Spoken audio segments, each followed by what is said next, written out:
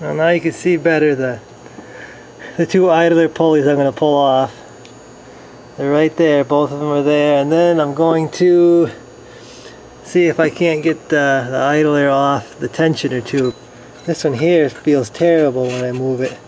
It's like got resistance, so I'd say the bearing is probably shot on that one.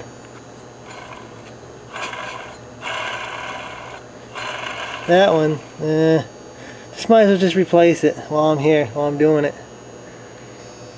Okay guys, 14 millimeter for the two idler pulleys that are on the engine, and you got 13 millimeter for the idler that is on the tensioner. You're going to need a 13 millimeter with a kind of like a gooseneck on it to be able to get this one off. I would say guys, if you have an older Duramax and it has 100, 160, 170,000 miles, just go ahead and take these idlers out, take them all out, and just replace them at one time. You're asking for trouble leaving these on.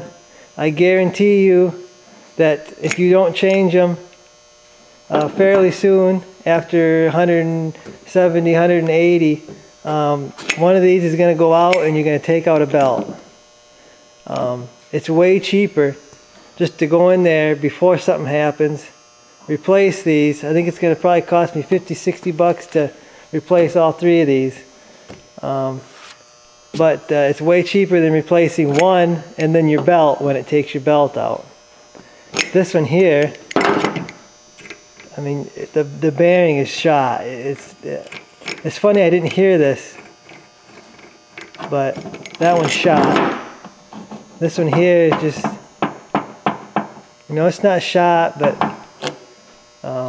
just gonna replace it. Just cheaper to replace them right now, and it's gonna save me the headache of not having to have this happen when I'm running down the road.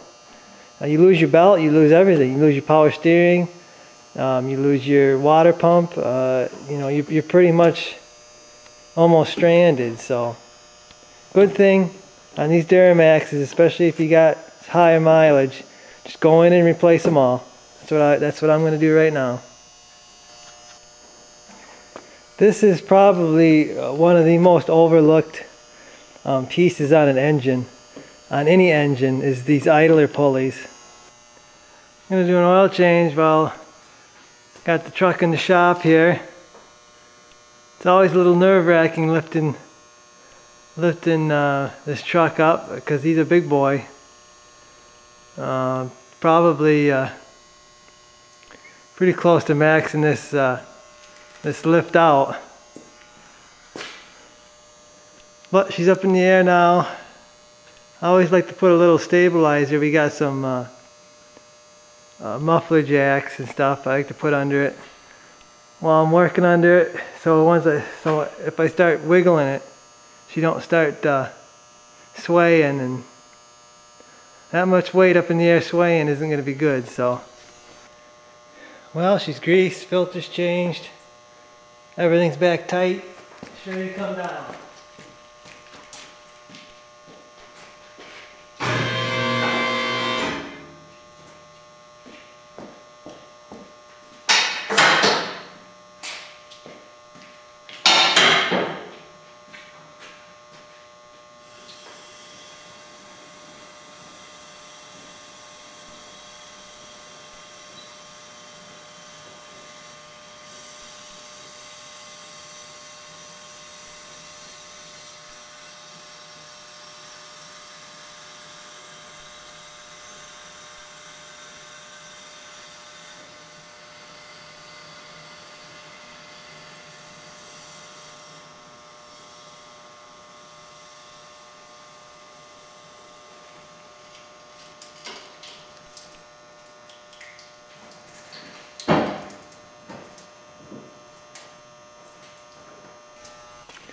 Well, I just gotta fill it with oil now. I leave those arms underneath it when I do an oil change on anything until I put the oil in there. Then I take them out so I don't ever forget to put the oil on something.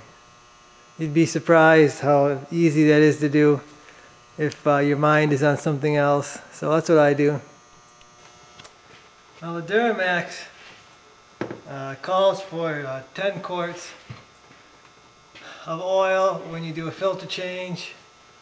That's 2.5 gallons.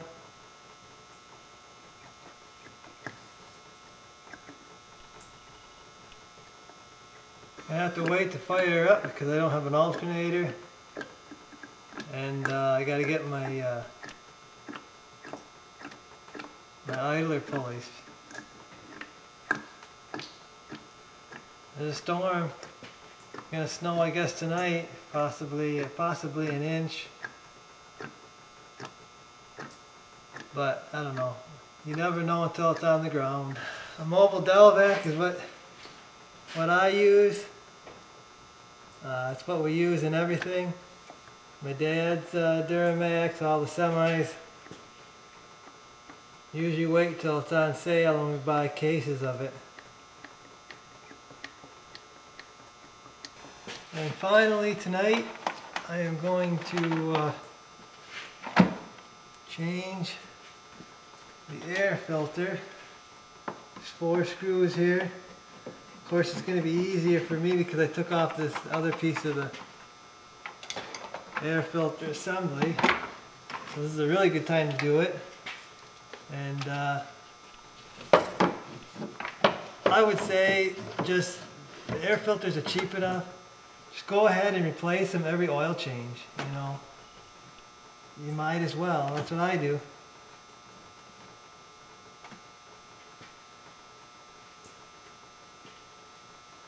Not too bad, but I'm going to put a new one in. I'm going to vacuum this this air intake out. Well, I got my new pulleys here. This one here for the tensioner is not exactly the same. Not sure why I don't have a lip, but that's what the guy said it called for. So I got a new one of those. I got one of these. They only had one of the smooth idlers, and I don't know why that is, because I guess because most people just wait till they lock up to replace them, so they don't have. I would think they would have 2 on hand, but they didn't. So I got one on order. I'll have to change it out sometime. I don't know if I can wait and get it or not, but I don't know. I'll see. Well, I got everything back in except for the air cleaner here and that one idler pulley. I gotta wait till 5:30 for the parts store to get it. If nobody calls to be plowed, then I can wait here, but if someone calls, I'm gonna have to put my best old one back on and throw the belt on and go plow. But hopefully I can wait. The batteries aren't hooked up yet either, but got my alternator in, plugged in, and wow, was that a pain. That was a real pain. I can't believe they don't put a little bit of clearance between here so you can get this thing in here. I mean, it's absolutely ridiculous having to. I had to use a hammer and a block of wood to get that sucker in there. So I don't know, I guess I gotta wait and see if I can't get the new idler, and probably go get something to eat right now and wait. Well, I got everything hooked back up. Batteries hooked up. I gotta put my air filter back on here. That'll just take me a few minutes. Got my belt back on.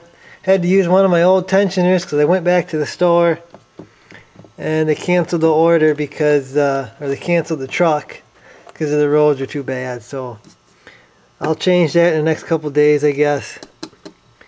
It's not really that hard.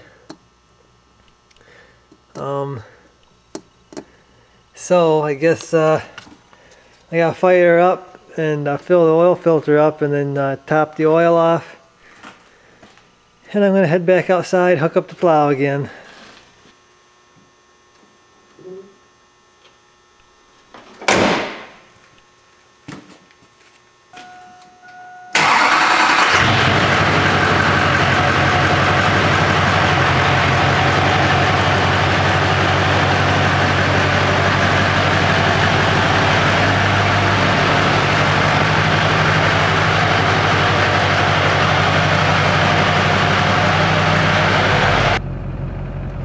Now, according to the volt gauge, this alternator's about the same as the other one.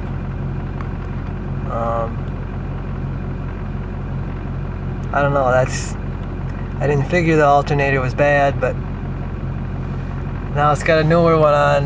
I swapped the batteries around. I put the one that was a little weaker than the other one over by the passenger side, and I stuck the better one in the front of the motor where the plow is connected to, and see if that makes a difference. I guess cleaned up all my connections, and I will leave it out in the cold tonight and see what happens tomorrow. It's supposed to get fairly cold tonight, so that'll be a good test for her. So I guess I'll get back to you tomorrow.